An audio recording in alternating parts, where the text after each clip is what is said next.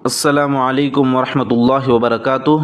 محترم عزیزوں اور دوستوں، قرآن کریم میں اللہ رب العزت کا ارشاد ہے، الیوم اکملت لکم دینکم واتممت علیکم نعمتی ورضیت لکم الاسلام دینا، کہ آج میں نے تمہارے لیے تمہارے دین کو مکمل کر دیا اور تم پر اپنی نعمت کو مکمل کر دیا اور تمہارے لیے دین کے طور پر اسلام کو پسند کر دیا۔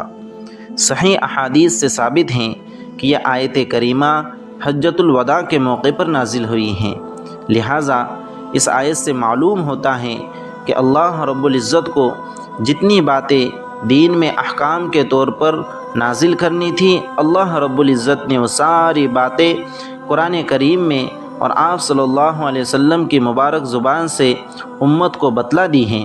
لہٰذا اب دین کے اندر کوئی نئی بات پیدا کرنا یہ جائز نہیں ہے۔ بحیثیت مسلمان ہم اس بات کا عقیدہ رکھتے ہیں کہ خدا نے اپنے آخری پیغمبر صلی اللہ علیہ وسلم کے ذریعے اپنی رضا اور خوشنودی اور خیر کی تمام باتیں بتا دی ہیں۔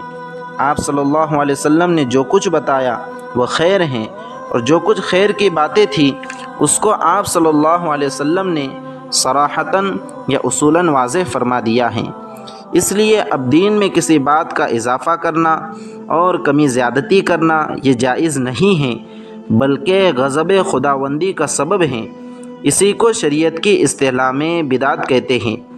لہٰذا بدعت کی تعریف یہ ہے کہ بدعت دین میں شریعت کے مشابہ ایسا عمل ہے جو خود ایجاد کردہ ایسا عمل ہے جس سے اللہ تعالیٰ کی عبادت اور رضا جوئی میں مبالغہ مقصود ہوتا ہے۔ رسول اللہ صلی اللہ علیہ وسلم نے ارشاد فرمایا ہے کہ ہر بدعت گمراہی ہے۔ ایک روایت میں ہے کہ جو شخص کسی بدعت کو جنم دے یا بدعتی کو پناہ دے، اس پر خدا، فرشتے اور تمام انسانیت کی لعنت ہو۔ صحابہ اور سلف صالحین نے بھی بدعت کے بارے میں ایسی ہی سختی برتی ہیں۔ اللہ والے جن کے نام پر آج بدعتیں کی جاتی ہیں، بدعت کے سخت مخالف تھے اور اس کی برائی کیا کرتے تھے۔ امام حسن بصری رحمۃ اللہ علیہ فرمایا کرتے، بدعتی کے ساتھ اٹھنا بیٹھنا نہ رکھو، یہ دل کو بیمار کرتا ہے۔ فضیل بن عیاض رحمۃ اللہ علیہ فرماتے، جو بدعتی کے ساتھ بیٹھے وہ حکمت دین سے محروم رہیں گا۔ حضرت شیخ عبد القادر جیلانی رحمۃ اللہ علیہ اپنے بیانات میں بدعتوں سے خاص طور پر منع فرمایا کرتے تھے۔ حضرت مجدد الفسانی رحمۃ اللہ علیہ بدعت سے پناہ مانگتے تھے۔ فقہا نے لکھا ہے کہ بدعتی کی ابتدا میں نماز پڑھنا بھی مکروہ ہے۔ محترم عزیزوں اور دوستو، ان ساری باتوں سے پتہ چلتا ہے کہ بدعت کتنا بڑا گناہ ہے۔ آج ہمارے معاشرے میں جو بدعتیں رائج ہیں وہ اتنی زیادہ ہیں کہ ان کو آج ایک چھوٹی سی مجلس میں بیان کرنا ناممکن ہے۔ آج ہمارے معاشرے میں بہت سی بدعتیں رائج ہیں، اس لیے آج میں آپ کو کچھ ایسے اصول اور کچھ ایسی نشانیاں بتلاؤں گا جن کے اوپر آپ غور و فکر کر کے آج ہمارے معاشرے میں جتنے بھی کام اور جتنے بھی بدعتیں رائج ہیں اس کے اوپر دیکھ کر آپ اچھے سے سمجھ جائیں گے کہ کون سی چیز بدعت ہیں اور کون سی چیز بدعت نہیں ہیں۔ یہاں پر سب سے پہلے یہ بات سمجھے کہ جو عبادتیں انفرادی طور پر ثابت ہو ان کو اجتماعی طور پر انجام دینا یہ بدعت ہے۔ جو عبادتیں اکیلے اکیلے کرنا ثابت ہے انہیں تنہائی اور انفرادی طور پر ہی کرنا چاہیے۔ اجتماعی طور پر انہیں کرنا، اجتماعی طور پر انہیں انجام دینا یہ بدعت ہے، جائز نہیں ہے۔ جو چیز سنت سے خفا کے ساتھ ثابت ہو، پوشیدہ طور پر کرنا ثابت ہو، اس کو آہستہ ہی کرنا چاہیے۔ جو چیز آہستہ پڑھنا ثابت ہے اسے آہستہ ہی پڑھنا چاہیے۔ جو چیز زور سے پڑھنا ثابت ہے وہ چیز زور سے ہی پڑھنا چاہیے۔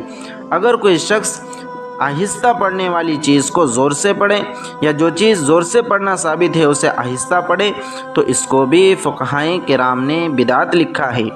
اسی طرح شریعت میں کسی عمل کے لیے کوئی مخصوص وقت مقرر نہ ہو، اب اگر کسی وقت خاص ہی میں اس کو کیا جائے اور اس کو اہمیت دی جائے تو یہ بھی بدعت ہوگا۔ چنانچہ علامہ شاطبی رحمۃ اللہ علیہ نے آپ صلی اللہ علیہ وسلم کے یوم پیدائش پر خصوصیت کے ساتھ خوشیاں منانے کو بدعت قرار دیا ہے۔ میرے عزیزوں اور دوستو، اس اصول کی روشنی میں آپ خود سمجھ سکتے ہیں کہ عید میلاد النبی منانا کیسا ہے۔ اس لیے کہ عید میلاد النبی کسی خاص وقت میں منانا، آپ صلی اللہ علیہ وسلم کی پیدائش پر کسی خاص دن کو مقرر کر کے اور اسی خاص دن خوشیاں منانا، یہ جائز نہیں ہے، یہ بدعت ہیں۔ صحابہ رضی اللہ عنہم اجمعین سے یہ چیزیں ثابت نہیں ہیں۔ اسی طرح کسی عمل کے لیے کوئی خاص کیفیت اور حیت ثابت نہ ہو اور اسی کا التزام کیا جائے تو یہ بھی بدعت ہے۔ امام مالک رحمۃ اللہ علیہ کے زمانے میں اسکندریہ کے لوگ ایک جگہ جمع ہو کر قرآن مجید کی ایک سورت اجتماعی طور پر پڑھا کرتے تھے۔ حضرت امام مالک رحمۃ اللہ علیہ نے اس کو بدعت قرار دیا۔ اسی طرح ایسا عمل جس سے دین کے کسی کام میں کمی یا اضافے کا خیال ہو سکتا ہو، یا کوئی کام ایسا ہو جو کم اہمیت والا ہو، اسے اتنی زیادہ اہمیت دی جائیں کہ لوگ اسے ضروری سمجھنے لگے تو یہ بھی ممنوع ہے، یہ بھی جائز نہیں ہے۔ علماء نے اس کو بھی بدعت میں شمار کیا ہے۔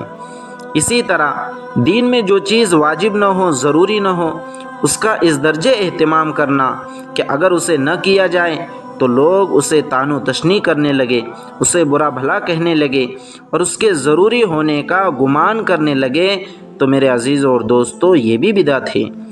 اسی طرح جو نیک کام کسی خاص کام کے لیے ثابت نہ ہو، اس کا کرنا بھی بدعت سے خالی نہیں ہے۔ جیسے اذان اور اقامت دینا، یہ نیکی کا کام ہے، لیکن اگر کوئی شخص عید کے دن عید کی نماز کے لیے اذان دے، عید کی نماز کے لیے اقامت کہیں تو یہ بدعت ہیں۔ اسی طرح ایک بات ہے جو بہت اہم ہے کہ غیر مسلموں سے دینی امور میں تشبہ اختیار کرنا، ان کی مشابہت اختیار کرنا، یہ بھی بدعت ہے۔ مثلا غیر مسلموں کے مختلف طبقات ہیں، مخصوص رنگ کے لباس وہ لوگ استعمال کرتے ہیں۔ اب بعض لوگ اس بات پر زور دیتے ہیں کہ فلاں ہی رنگ استعمال کرنا چاہیے، فلاں رنگ کے کپڑے پہننا ہی زیادہ بہتر ہیں، تو اس طرح سے کرنا یہ بھی بدعت میں شامل ہے۔ جو رنگ احادیث سے ثابت ہیں، جو رنگ استعمال کرنا جائز ہیں، اگر کوئی شخص ان کو استعمال کرتا ہے، کوئی شخص اسے ناجائز نہیں کہہ سکتا، اسے ممنوع نہیں کہہ سکتا۔